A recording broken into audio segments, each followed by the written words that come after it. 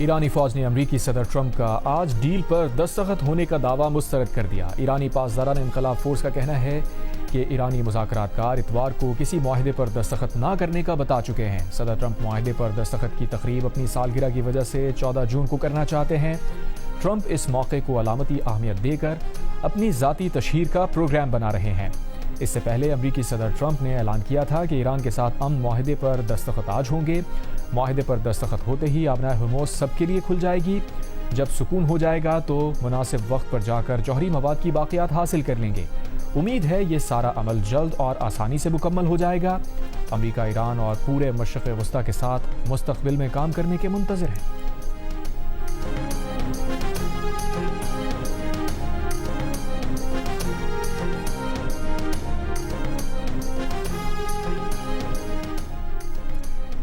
امریکی صدر ٹرمپ نے وزیر اعظم پاکستان شہباز شریف کا بیان اپنے آفیشیل سوشل میڈیا اکاؤنٹ پر شیئر کیا، جس میں وزیر اعظم پاکستان کی جانب سے کہا گیا تھا کہ آئندہ 24 گھنٹے میں ایران اور امریکہ کے درمیان معاہدے کا امکان ہے۔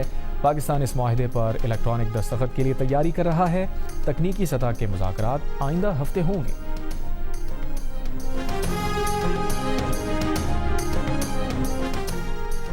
ترجمان وزارت خارجہ اسماعیل بقائی کا کہنا ہے کہ امریکہ سے مفاہمتی یادداشت پر دستخط آج نہیں ہوں گے۔ ہمیں دستخط کرنے کے صحیح وقت کا انتظار کرنا چاہیے۔ آنے والے دنوں میں مفاہمتی یادداشت پر دستخط ہونے کے امکان کو رد نہیں کیا جا سکتا۔ البتہ امریکہ کے عدم استحکام رویے کی وجہ سے ہمیں کسی بھی بیان سے محتاط رہنا چاہیے۔ خطے میں غیر ملکی فوج کی موجودگی اور اڈوں کا خاتمہ ضروری ہے۔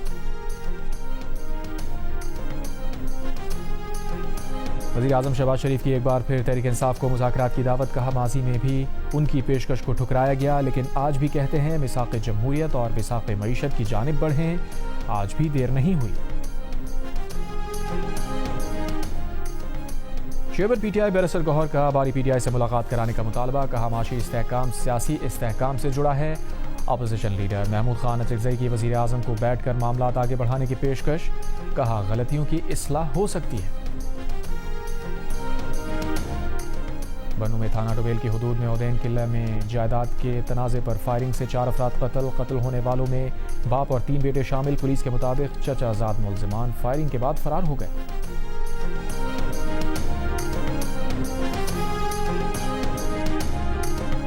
گجرانوالہ میں بیٹی، داماد اور ملازم کے قتل میں ملوث ملزم گرفتار۔ سی پی او کے مطابق ملزم نے پسند کی شادی پر بیٹی اور داماد کو قتل کیا۔ جرم چھپانے کے لیے موقع پر موجود ملازم کو بھی قتل کیا۔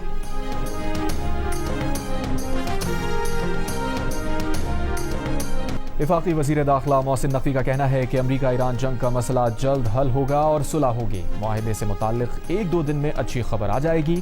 وزیر اعظم شہباز شریف اور فیلڈ مارشل عاصم منیر پاکستان کی نمائندگی کریں گے۔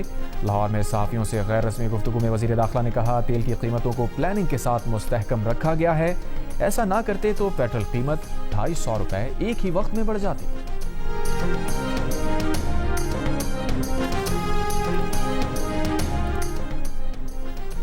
نائب وزیر اعظم اسحاق ڈار اور سعودی وزیر خارجہ فیصل بن فرحان کا رابطہ۔ ترجمان دفتر خارجہ کے مطابق دونوں رہنماؤں نے امریکہ ایران مفاہمت کو خطے کے امن کے لیے اہم قرار دیا۔ سعودی وزیر خارجہ نے مذاکراتی عمل میں پاکستان کی کاوشوں کو سراہا۔ دونوں ممالک کا امریکہ ایران مفاہمت سے خطے میں پائیدار امن کی امید کا اظہار۔ نائب وزیر اعظم کا مصری وزیر خارجہ بدر عبدالعاطی سے بھی رابطہ۔ امریکہ ایران کے درمیان جاری رابطوں کے مثبت اور جلد نتیجے کی امید کا اظہار۔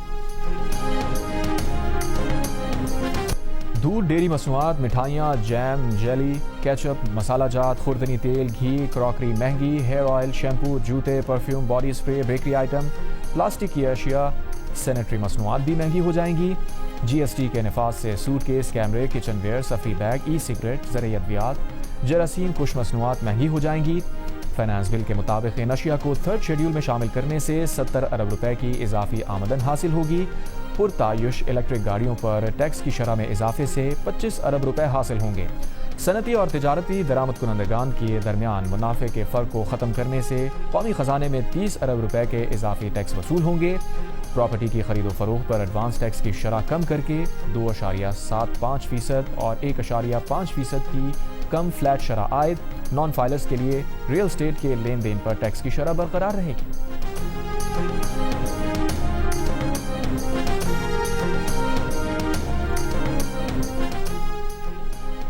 چھوٹے تاجروں کے لیے ود ہولڈنگ ٹیکس سے استثنا کی ٹرن اوور حد 10 کروڑ سے بڑھا کر 20 کروڑ روپے کر دی گئی۔ بینکنگ کمپنیز یا ادارے بڑے پیمانے پر رقم جمع کرانے اور نکلوانے کی معلومات الیکٹرانک طور پر فراہم کریں گی۔ فائنانس بل سے حاصل تفصیلات کے مطابق مخصوص فلاحی اور خیراتی اداروں کے لیے انکم ٹیکس چھوٹ میں توسیع دے دی گئی۔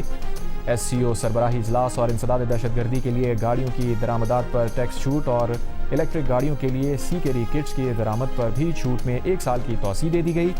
غیر ملکی اثاثوں پر کیپٹل ویلیو ٹیکس بھی ختم کر دیا گیا۔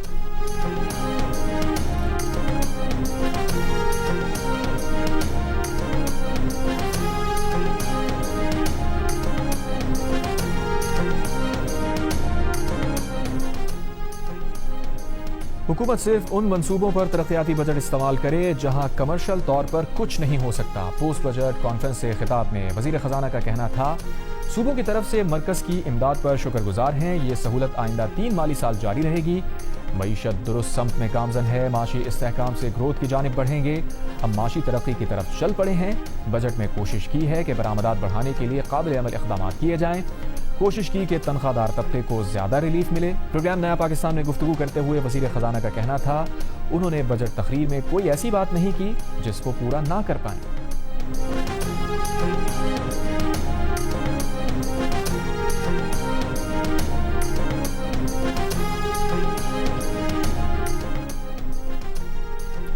لاہور کے مینار پاکستان گراؤنڈ میں شہید امت کانفرنس کا انعقاد۔ سینٹ میں قائد حزب اختلاف علامہ راجہ ناصر عباس نے خطاب میں کہا، ٹرمپ نے تمام ریڈ لائنز کراس کی جو ہمارے لیے ناقابل برداشت ہے۔ یہ گھر بیٹھنے اور آرام کے دن نہیں، ہمیں ایک قوم بننا ہے، مایوسیوں کو ختم کرنا ہے، روشنی کا چراغ جلانا ہے، ہمیں اکٹھے اور متحد ہو کر دشمن کو ناکام بنانا ہے۔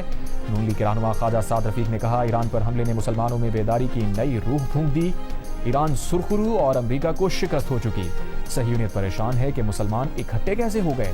ایران کی جرت، فلسطینیوں کی ہمت اور پاکستان کی دانشمندی نے اسرائیل کی سازش ناکام بنا دی۔ ہمارا دشمن متحد ہے، ہمیں بھی متحد ہونا ہے۔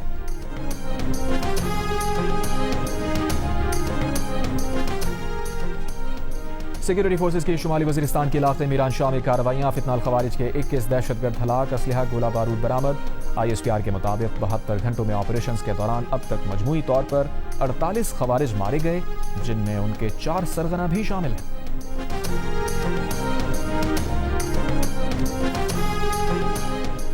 اور فیفا ورلڈ کپ میں مراکش اور سابق چیمپئن برازیل کا میچ شروع۔ اس سے پہلے سوئٹزرلینڈ اور قطر کا میچ 1-1 گول سے برابر رہا۔ سوئٹزرلینڈ نے پہلے ہاف کے 70ویں منٹ میں برتری حاصل کی۔ قطر نے دوسرے ہاف کے آخری لمحات میں گول کر کے مقابلہ برابر کر دیا۔ صبح 6 بجے گروپ سی کی ٹیم ہیٹی اور اسکاٹ لینڈ مد مقابل آئیں گی، جبکہ صبح 9 بجے آسٹریلیا اور ترکی کا مقابلہ ہوگا۔